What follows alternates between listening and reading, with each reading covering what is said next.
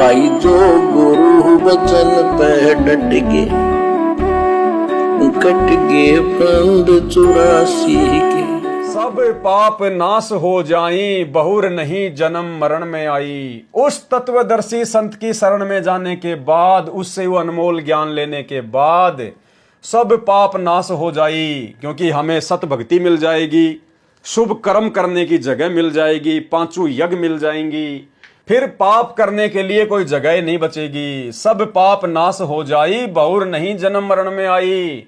फिर 84 लाख योनियों में नहीं भटकना पड़ेगा। मिले संत कोई तत्व ज्ञानी, फिर वह पद खोजो सैदानी। हे अर्जुन, अगर तुझे कोई तत्वदर्शी संत मिल जाए, उस ज्ञान को बताने वाला, उस अविनाशी लोक की भक्ति देने वाला, फिर वह पद खोजो सैदानी, फिर वह मोक्षदायक पद की खोज करनी चाहिए। भाई और बहनों, आप और हमारा सौभाग्य कि आज हमें तत्वदर्शी संत के रूप में खुद कबीर परमात्मा आकर मिल चुके हैं। अर्जुन को तो केवल जानकारी मिल रही है, अर्जुन को तत्वदर्शी संत नहीं मिला। और आप और हमें तो तत्वदर्शी संत मिल गया, वो कबीर भगवान मिल गया। और उससे भी बड़ा सौभाग्य, हमें आज उनकी शरण मिल गई। मिले संत कोई तत्व ज्ञानी, फिर वह पद खोजो सैदानी। सैदानी पद यानी मोक्ष मार्ग। जहां जाए कोई लौट न आया, उस सतलोक में जाने के बाद में फिर कोई लौट कर वापस नहीं आया। जिन यह संसार वृक्ष निर्माया। अब देखो भाई और बहनों, बहुत सारी बातें हैं, ये अध्यात्म है। परमात्मा बुद्धि खोलते जाएंगे, हम समझते जाएंगे, दृढ़ होते जाएंगे। अब भाई और बहनों, यहां परमात्मा ने स्पष्ट कर दिया कि एक बार सतलोक जाने के बाद फिर कोई जीवात्मा लौट कर नहीं आती। क्या कह रहे हैं? जहां जाए कोई लौट न आया, उस सतलोक में जाने के बाद फिर कोई लौट कर नहीं आता। तो भाई और बहनों, थोड़ी देर पहले परमात्मा ने लिखा है कि धर्मदास जी को सतलोक से भेजा था। यह परमेश्वर की गुप्त लीला है भाई और बहनों। कब परमात्मा धर्मदास जी का रूप बना के कोई काम कर देगा, कब परमात्मा कौन सी लीला कर देगा, किसी को कुछ नहीं पता। इसलिए अवतार रूप में खुद ही कबीर परमात्मा धरती पर आता है, सतलोक से किसी आत्मा को भेजता नहीं है। क्योंकि सतलोक जाने के बाद तो फिर कोई आत्मा वापस नहीं आती है इस गंदे लोक में।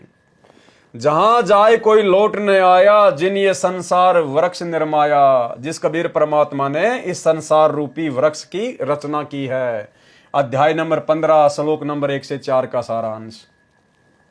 अब अर्जुन लेहू विचारी। हे अर्जुन, अब इतनी बातें सुनने के बाद अब तू विचार कर ले। कथ दीनी गीता सारी, मैंने गीता जी का सारा ज्ञान, मूल ज्ञान तेरे को बता दिया है। गीता अध्याय 18 श्लोक नंबर 63 कि भाई मैंने तुझे मेरी जानकारी भी दे दी कि मेरा तो ओम मंत्र है और मैं ब्रह्मलोक में रहता हूं, और ब्रह्मलोक में आने के बाद फिर से तू जन्म मरण में रहेगा।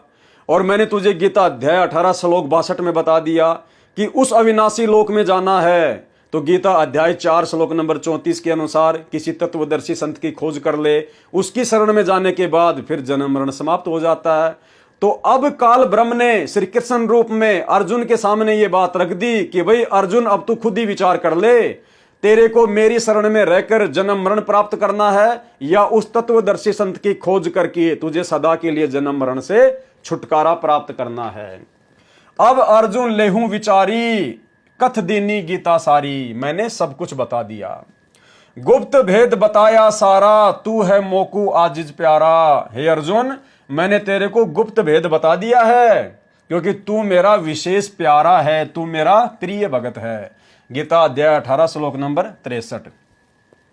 अति गुप्त से गुप्त भेद और बताऊं, कि तेरे को एक और गुप्त से गुप्त बात बताता हूं अर्जुन। मैं भी ताको इष्ट मनाऊं। मेरा इष्ट देव भी, मेरा पूज्य देव भी, कौन कह रहा है? वो ब्रह्म श्री कृष्ण जी के माध्यम से काल कह रहा है कि मेरा इष्ट देव भी वही है, वही तत्वदर्शी संत मेरा भी इष्ट देव है। मैं तुझे अति गुप्त से गुप्त भेद बताता हूं, अति गुप्त से गुप्त भेद बताऊं, मैं भी ताको इष्ट मनाऊं। गीता अध्याय 18 श्लोक नंबर 64 का सारांश। और परमात्मा हमें मंगलाचरण के लास्ट में क्या कहते हैं? इंद्र कुबेर शरीर का, वरुण धर्म राय ध्यावे, सुमरत जीवन जी का मन इच्छा पल पावे। 33 कोटि अधारा ध्यावे सेंस 88 उतरे भवजल पारा कट है यम की फांसी। कि 33 करोड़ देवी देवता इंद्र और कुबेर जैसे भी उसी परमात्मा का ध्यान धरते हैं। अति गुप्त से गुप्त भेद और बताऊं मैं भी ताको इष्ट मनाऊं। जे तू रहना मेरी शरणा काल ब्रह्म श्री कृष्ण जी के माध्यम से अर्जुन को कह रहा कि अर्जुन जे तू रहना मेरी शरणा, अगर तू मेरी शरण में रहना चाहता है, कबू ना मिट है जन्म और मरना, तेरा जन्म मृत्यु का रोग कभी समाप्त नहीं होगा। नमस्कार कर मोय सिर नाई, अगर मेरी शरण में रहना है तो मेरे को नमस्कार कर, मेरे पास रहेगा भाई। गीता अध्याय 18 श्लोक नंबर 65 में। बेशक जातू वाकी शरणा मम धर्म पूजा मोकू धरना, बेशक तू उस तत्वदर्शी संत की खोज करके उसकी भक्ति में लग जा, लेकिन मेरे स्तर की जितनी भी पूजा पाठ हैं, हवन यज्ञ का जो फल है, धार्मिक अनुष्ठानों का जो फल है, वो तू मुझे दे दे। बेशक जातू वाकी शरणा मम धर्म पूजा मोकू धरना, धरना यानी मेरे पास छोड़ दे। फिर ना मैं तोकू कबू रोकूं, फिर मैं तुझे कभी नहीं रोकूंगा। ना मन अपने कर तू सोकू, तू अपने मन में कोई दुख मत करना, कोई शोक मत मनाना, मेरे स्तर की पूजा पाठ का प्रतिफल मुझे दे दे। कौन कह रहा है? काल ब्रह्म। और बेशक तू तत्वदर्शी संत की शरण में चला जा। और अनेक श्लोक सुनाया, सुन जिंद एक प्रश्न उठाया। अब धर्मदास जी ने और बहुत सारे श्लोक सुनाए, और ये सारी बातें सुन के कबीर परमात्मा सतगुरु रामपाल जी भगवान ने, जो कि जिंदा महात्मा के रूप में थे, उन्होंने धर्मदास जी से एक सवाल किया। जो गुरु बचन पे डट के कट गे फंद 84 के, कट गे फंद 84 के, कट गे फंद 84 के।